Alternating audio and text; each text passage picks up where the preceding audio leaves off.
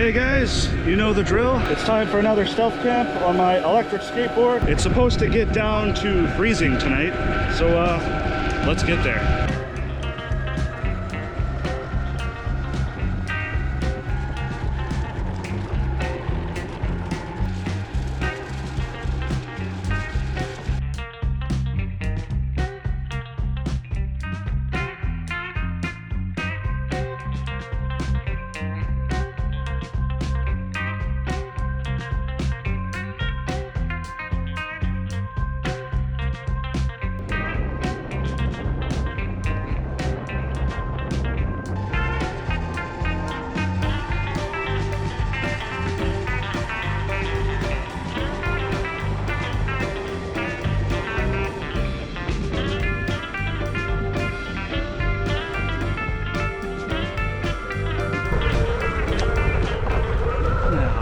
Is my spot available? That's the question.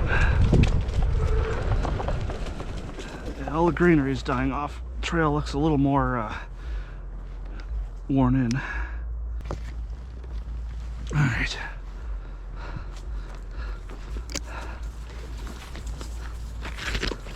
Yeah, everything's kind of died off, but it's still quite overgrown in here, which will work in my favor.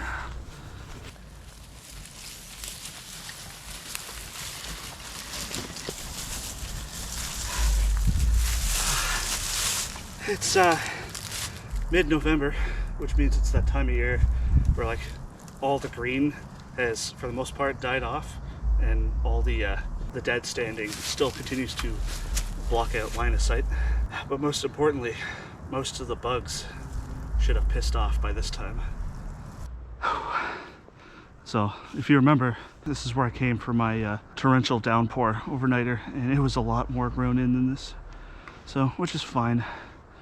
I may actually be able to find a spot over that way. I think that's where I might have stayed last time. Sun's already starting to go down, but it's only like 2 o'clock. That's what I hate about this time of year. I think our best bet is to travel in this direction. Unfortunately, it looks like there's already a trail going through here, so that's no good. Yeah, right in here is where we stayed for that torrential downpour overnighter, but there's way too much visibility to the trail.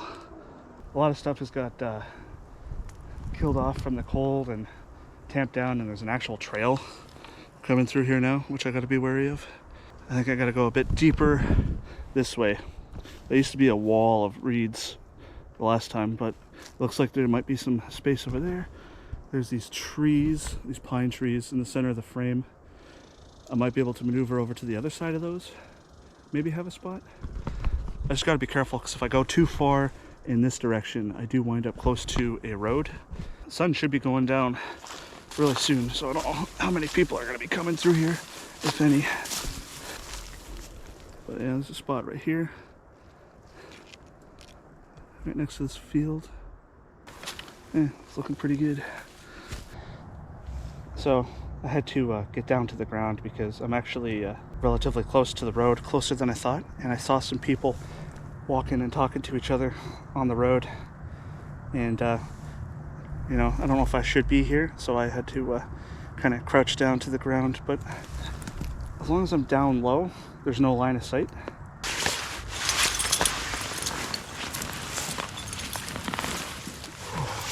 Also, now that I'm not getting wind chill from riding, I'm out of the wind, I gotta take this coat off.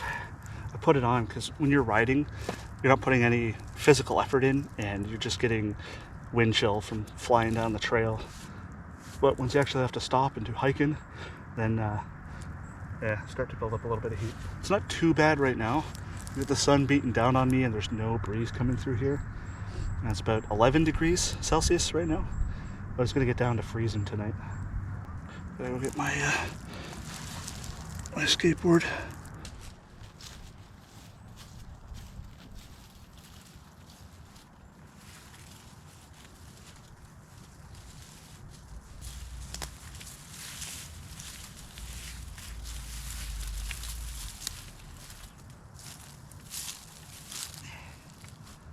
nice little spot I got carved out for myself here.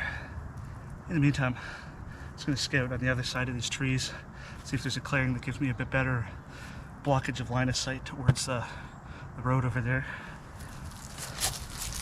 I'll lift my GoPro up super high. I don't know what you can see.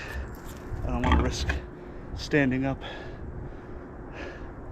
But over in that direction is where people were walking, and if they had looked over and I was moving and wearing something bright colored, they could have seen me. But thankfully I wear muted colors and greens for this exact reason. What's going on back here?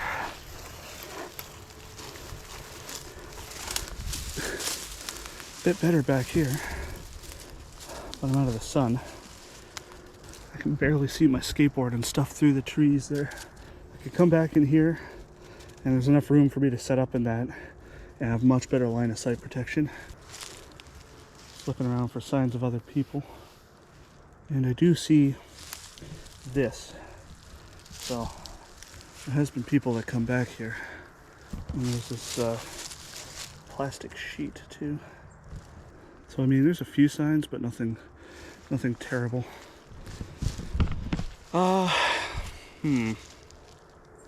Yeah, I think the smarter move would be to come pitch back here. Okay, that's what we're gonna do. I gotta get my backpack and stuff.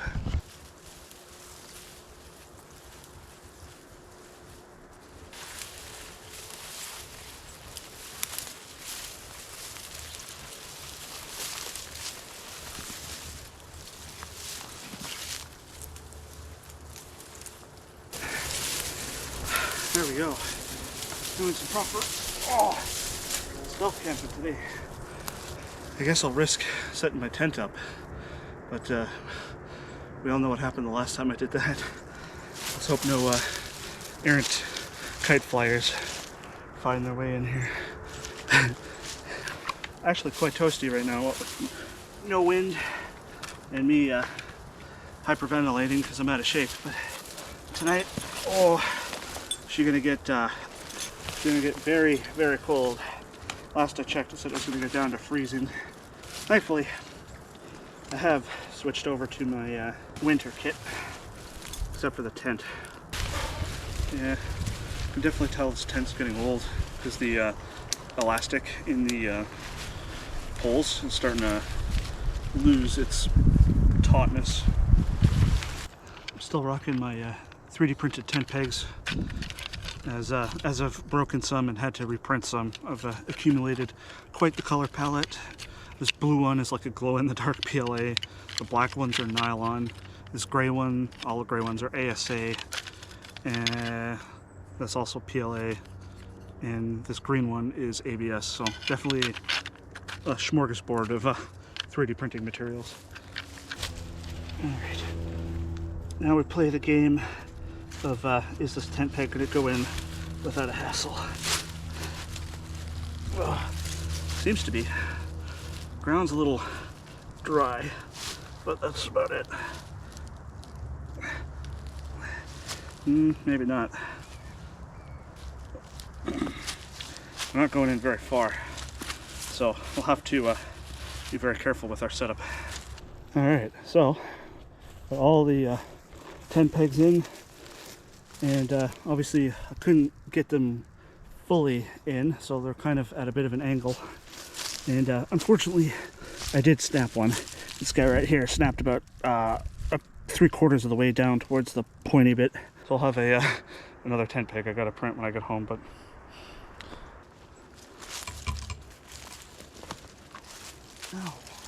ow, that is one thorny tree, man. All right, well, I think this is going to be home for the night. Knock on wood. Hopefully I don't have someone walk in here on me again. At least there was no police blocking me from getting to my stealth camp spot this time. I need a win, man. The last couple trips did not go very well. So I don't think I'm going to put my tarp up, because as far as I know, the weather's supposed to be really, really clear tonight. I'll leave the tarp off, just go bare mesh. that helps keep the profile lower too, because then I'm only up to here as opposed to like all the way up here with the tarp. So I brought some fun toys with me. I brought the ROG Ally and play some games once we were finished getting camp all set up here. This time of year I could still rock the foam pad, but since most of it's switched over to the winter kit, I am rocking the inflatable. This is my winter pad. This combined with the sleeping bags I have, I could probably get down to minus 15 Celsius and be okay. My record for the coldest temperature I've slept outside in is minus 26 degrees Celsius. So.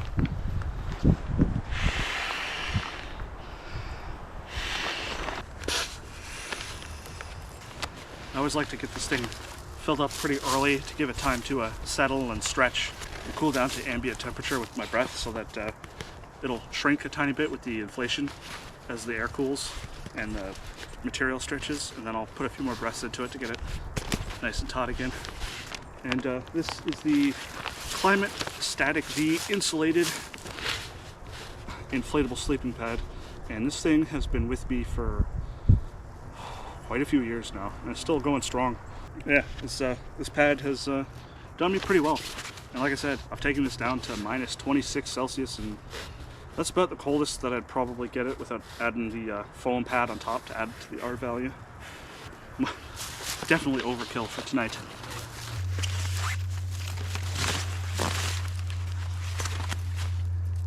Keep getting cock slapped in the face by sharp branches. So when you're backpacking, you gotta make use of what you bring with you. So things oftentimes double in use. So let me show you. Because this is an interim loadout and I don't have my full winter gear. Normally with my full winter gear, I ditch the tent and I just go tarp. And part of that includes a ground sheet, a ground tarp, and a wool blanket, which gives me something to sit on since I don't have the foam sleeping pad. So as part of my winter kit, I do have a blue foam pad that I could sit on and kneel on, but I mean, look at the area of this thing, it's pretty small. In order to kind of give myself more room to work with, I can also use my coat, which isn't as insulating, but it gets the job done. Sun's already starting to go down. No wind chill in here, so I think we're good. And this is honestly my favorite time of year to camp because there's no bugs. We're halfway through November, so we're closing in on winter proper here.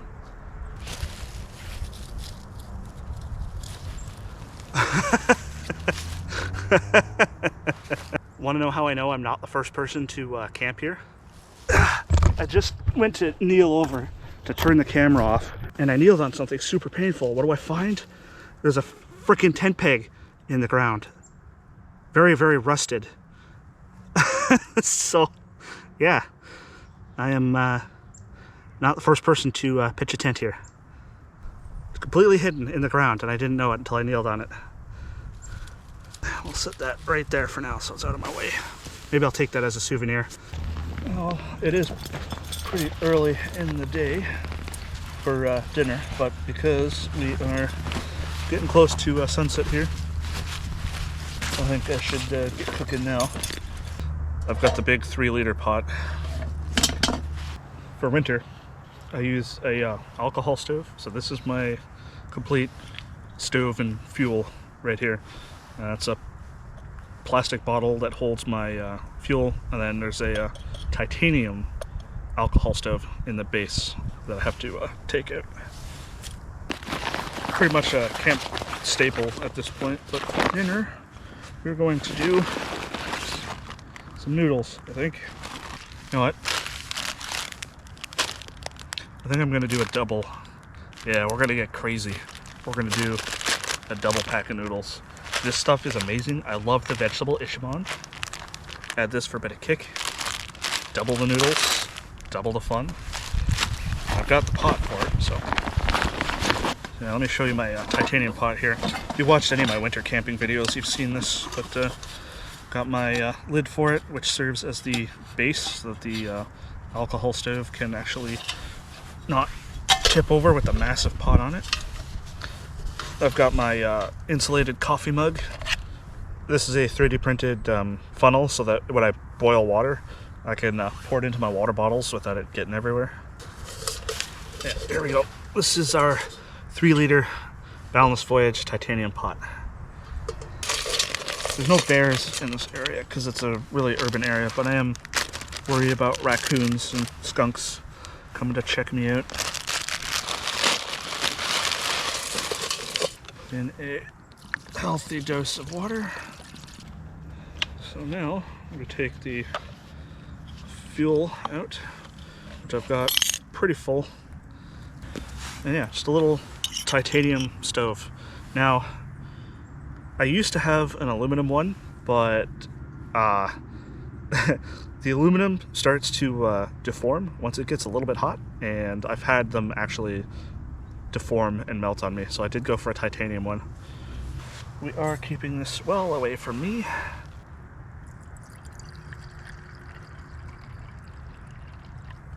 Okay, yep. I overfilled that. Oops. That's okay. This is titanium. It'll be fine. And the ground is very damp, so I'm not worried about a forest fire. Now, I can't use the lid, obviously, because I'm using it as a stabilization platform. I almost forgot to put the pot stand on there. Alright, there we go.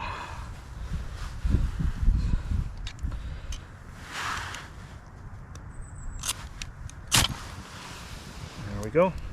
Oh, my fire's blowing into my camera stand here. Alright, it's not as bad as it looks.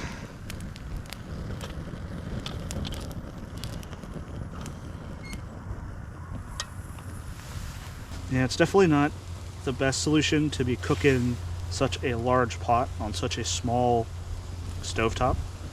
But that's why I use the lid as a stable platform for it to sit on rather than this loose dirt, which helps. Just means that it takes a little bit longer for my water to boil and stuff like that. But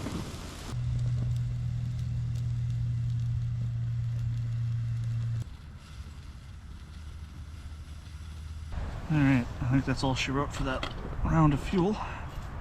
Yeah, she's still burning off a few embers. Oh, there, she just blew it. Okay. Now, wasn't the best boil, but it works. Some of my noodles didn't get fully dissolved in the water, but whatever.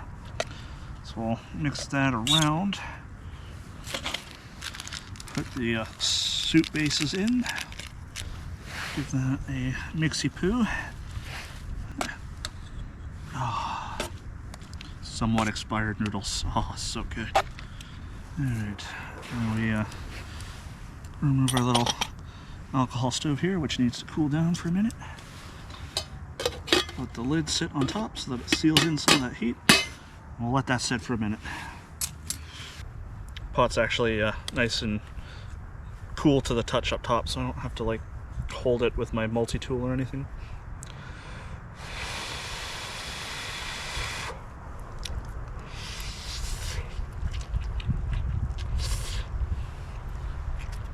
It's almost a tradition at this point, eating noodles when I do a stealth camp, because they're quick, they're simple, they're full of sodium, doesn't take much boiling, and because it's hot food, it's good for the morale boost.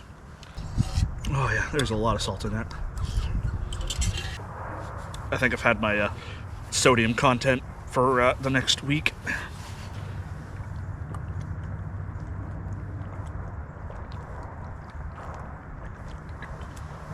Oh, that'll make me swell up like a balloon. The only downside to using alcohol fuel like that is that it, it leaves a lot of soot behind. Oh, I do suppose I will get the rest of my bedding sorted out, because this sleeping bag sits in here really compressed, so I want to shake it out and give it some chance for the infill to waft back up. Yeah, this is my, I think it's minus 18. Yeah, it says minus 18 Celsius, but that's the survivability rating. how cold it's getting tonight is like basically right around freezing, is about the coldest I would sleep with this comfortably. Get that out of there. And basically, I just want to beat the crap out of it and get the all the stuffing all fluffed back up, since this shouldn't really sit compressed all the time.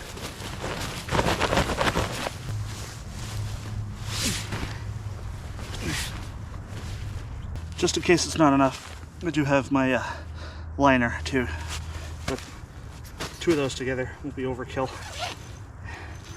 And then, even if all that fails, I also have my base layers, like long johns and a top. And I can put my coat on and stuff like that. And that's how, with this kit, I managed to get down to about minus 10 degrees Celsius comfortably. Minus 15, probably push it. Once I get down to minus 20, I need my full winter kit with the wool blanket. So I'm busting out my electronics kit here so that I can charge my GoPro batteries and also charge my phone overnight. And because I do a lot of filming on these trips, I bring a pretty large battery bank. And that's the Anker, I believe this is a 26,800 milliamp hour battery bank. It's beefy. And I just got a new one for my EDC. I don't know if you've seen that video, but this is half of the size of the one that I have in my EDC bag. My EDC bag has a 50,000 milliamp hour power bank. Yeah, can you tell that I'm a tech guy? But yeah, not only that, but you know, I've got my ROG Ally. Once that's been played down, the battery doesn't last very long. I can plug that in to charge. And also, I brought my ebook reader, which I don't know if I want to touch it with my gummy fingers, but that can get plugged in to charge too, because I've got 3 USB ports on there. Well, with everything else all sorted out, like bedding and food, I think it's time to bust out the ROG Ally and get some playing in. Curious what the battery life will be like out here in the cold. And I don't have an active internet connection out here. I mean, I could run it through my phone, but Windows being Windows, it'd be like, hey, let's download all the updates. And last time I connected this thing to my phone as a hotspot, I wound up getting a $250 overage on my data. So I ain't doing that again. Where's my audio? Hello? Where's my audio? I don't know what the hell's going on, but I'm not getting any audio whatsoever. Let me try my headphones. And of course, much like any set of headphones, they always find a way to get as tangled up as humanly possible. Yeah, no, nothing. No. These things, and try to play games on them, every time I resume from sleep, I get some sort of bug. It's annoying as crap. Well, I guess we're gonna do the old reboot, and hopefully that fixes it trick. And because it runs Windows, it wants to do its update.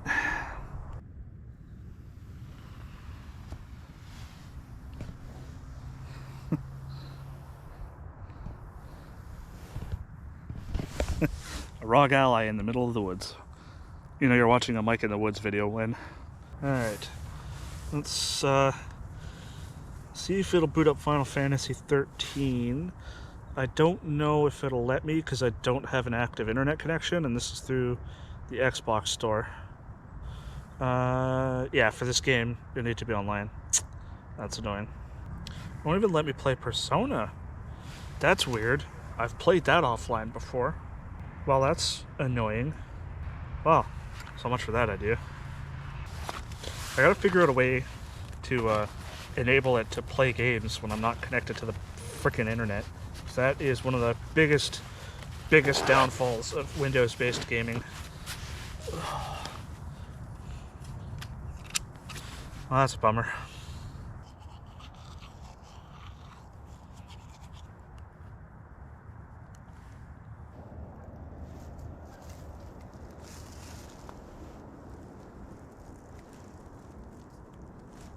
Well, it is getting to the point where it's starting to get dark, and you know, it's only like 5 o'clock, I think. I checked my phone. It's only 5 o'clock, but what I like to do is crawl inside. Then I can just relax and read a book on my ebook or putz around on my phone. It doesn't look like there's not much room in there, but you know, get my backpack in there as a nice pillow to butt up against, and yeah, it's surprisingly comfy in there. Kick off my shoes. Oh yeah, I should probably top up the sleeping pad. Let's do that.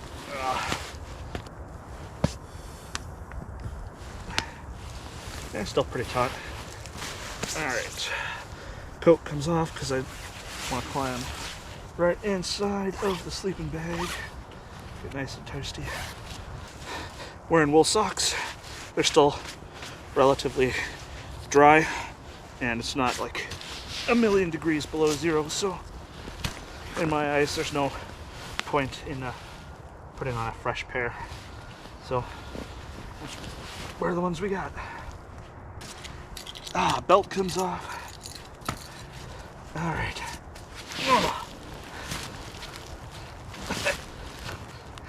I'm not saying it's not a whole thing to try and get in here, but I've done it so many times. I've basically got a system worked out. My liner in case I need it. I don't think I will, but I'm not 100% confident, so we'll keep that handy. Ooh, she nice and warm.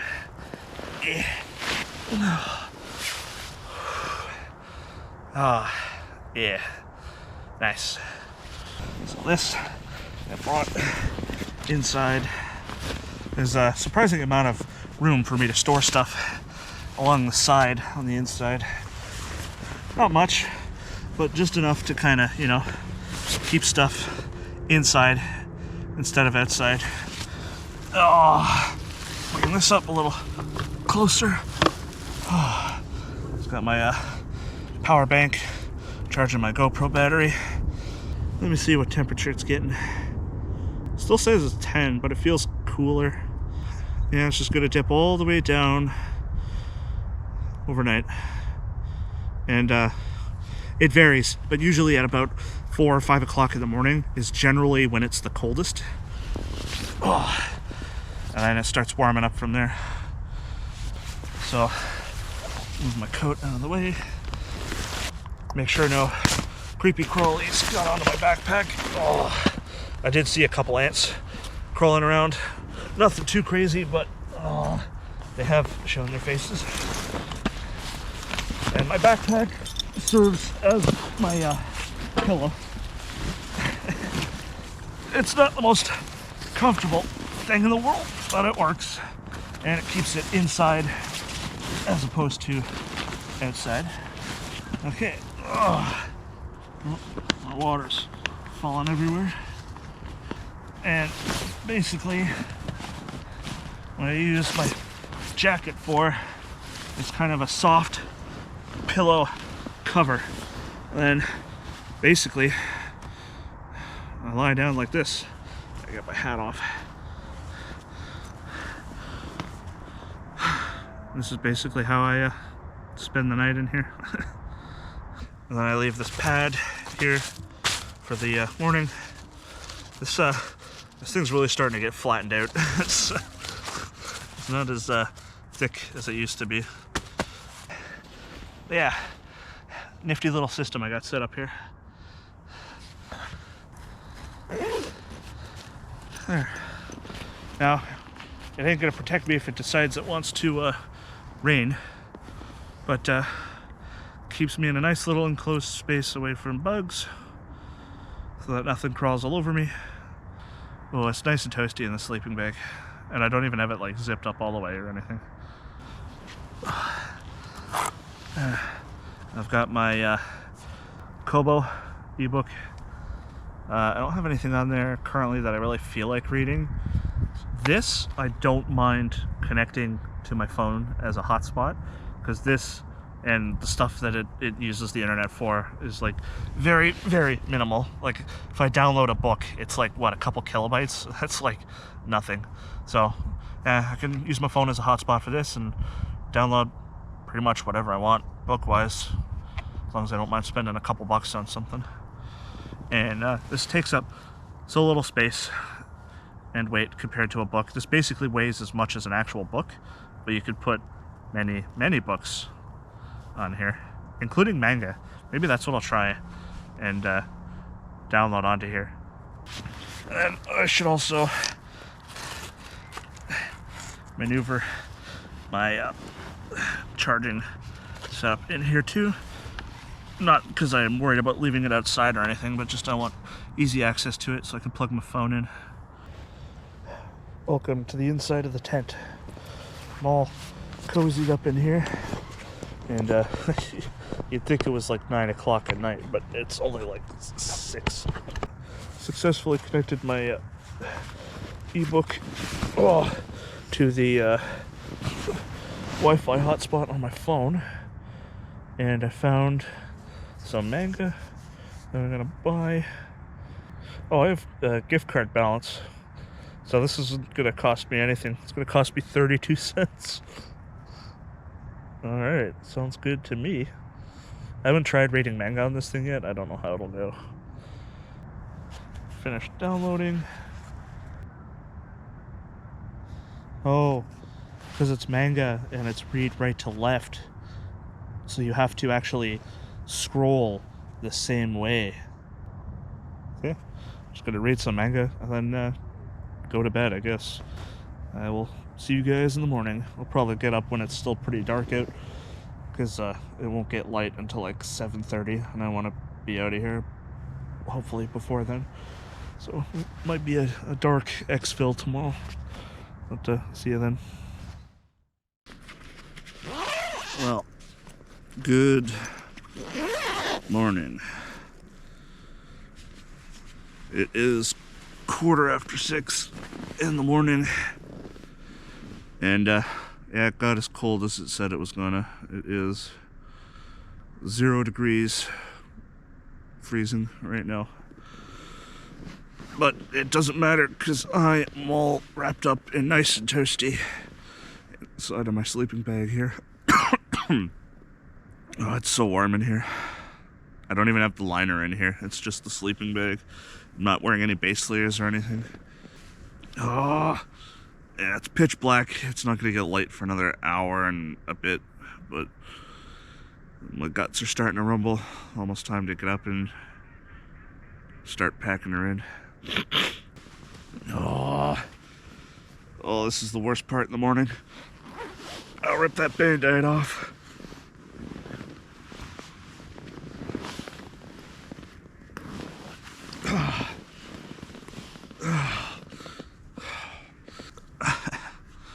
Alright. Let's get out of here.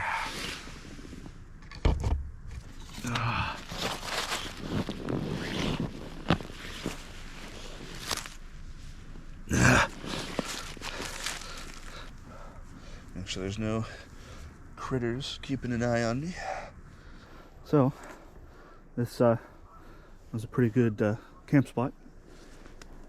Still quite cold this morning.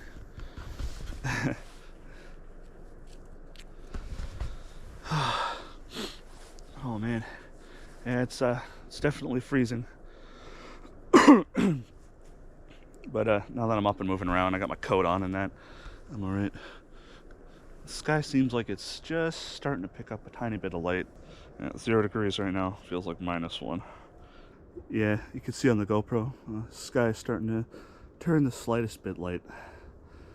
I think I'll start packing up, and by the time I get out of here, hopefully there's at least a little bit of light to find my way to the trail. The most annoying part of winter camping is trying to fight everything back into its stuff sacks, because most things do not want to compress, especially when it's cold and everything stiffens up. It just really doesn't want to get back into the same form factor that it came out here in. two biggest things I fight with are this sleeping bag and my Klymit sleeping pad. As you can see on the camera, it's lighting up enough to see what I'm doing, even without the headlamp. Got my tent emptied out. Oh, everything all rolled up and ready to be stuffed in my backpack. I just need to retrieve all my tent stakes, get this tent all rolled up and inside of the stuff sack, and get ready for Exfil, which should be doable now that it's light enough. Should be relatively easy to find my way back out to the trail. On an actual backpacking trip, this slow start to getting bright in the morning would be the perfect time to make a coffee, get some food into me before I start the day. But since I'm only at 5-kilometer ride from home down paved bike trail, I just pack up and then make the short ride home and get a nice big old mug of coffee and some hot food. So, well, obviously it's too early to say until we actually make the Exfil out of here.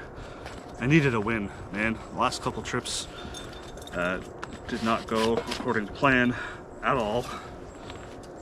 So it was nice to actually be able to get out here and get a successful trip in the books. Got the campsite all packed up and tidied up. Now it's time to get out to the trail and see how sluggish the batteries are on this thing after sitting outside in freezing temperature overnight. So yeah, we'll drag it out to the start of the trail and see how it starts up. A little overlayered for hiking through the woods here, but I only got a short hike back to where I can ride, and then I want to be in riding mode, and you know, it's still relatively cool. It's probably about 3-4 degrees Celsius right now, and once I start picking up speed on the board, that's going to be some mighty wind chill. All right, let's get out of here.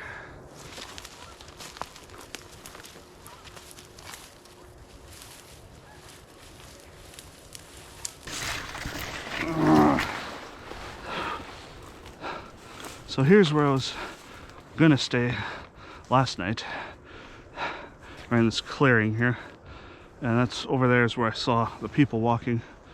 Oh, I'm gonna take my time with this heavy board. This board with all the batteries is like 30 pounds, and then I got another 30 pounds of winter backpacking gear. I'll follow this right out to the trail, which I believe is right here. Here's the main trail. I'm curious to see how it starts up, having been sitting outside all night in the cold. I didn't sleep too well last night, but that's just by nature of camping. I was warm and toasty though, surprisingly. I didn't have to put the liner in. That actually surprised me because I didn't have any base layers or anything on. I didn't bother changing into some fresh dry clothes. Not that I was particularly sweaty or anything.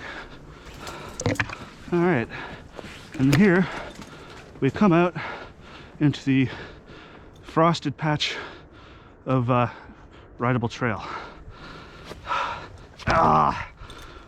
Let's get this thing booted up and clear out all that gunk that's in the belts.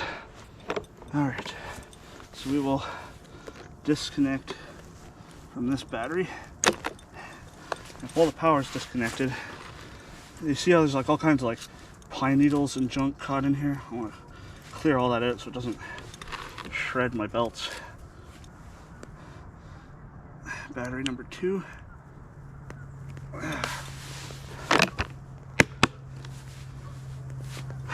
Turn it on. Oh, let's see how she rides. Still says it's only 1 degree. Huh. All right, let's see how sluggish this is. And the air pressure on my tires has probably gone down a little bit too.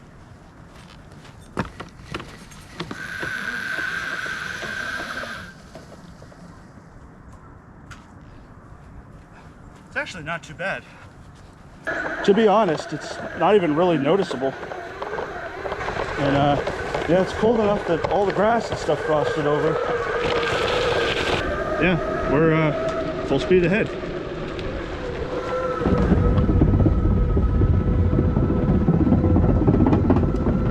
I do have to be careful on this because I can see a very thin layer of frost has formed on the wooden planks. So I gotta make sure I don't wipe out. But anyways, that wraps this one up, guys, and I will catch you guys in the next video.